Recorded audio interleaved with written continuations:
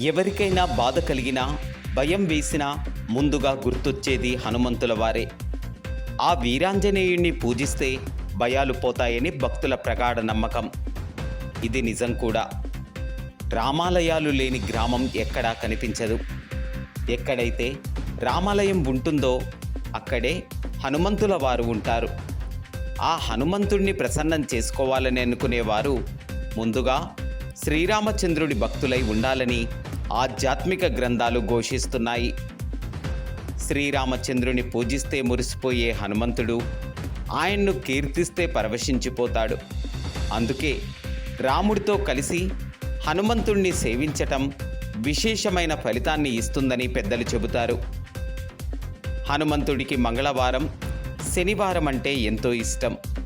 అందుకే ఆ రోజుల్లో ఆయనకు ప్రదక్షిణలు చేయాలి, సింధూరాభిషేకం, ఆకుపూజ చేయాలి, వడలు, తీపి అప్పాలు నైవేద్యంగా సమర్పించాలి. హనుమత్ జయంతి రోజున ఇలా చేయటం మరింత విశేషమైనది. మహా ఋషులు ఈ విధంగా చేయాలని మనకు సూచిస్తున్నారు. సుందరకాండ పారాయణం, హనుమాన్ చాలీసా చదువుకోవటం, వినటం ఎంతో ఫలితాన్ని ఇస్తుంది.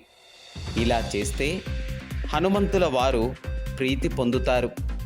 ఆయురారోగ్యాలు, సిరి సంపదలను సిద్ధింపచేస్తారు.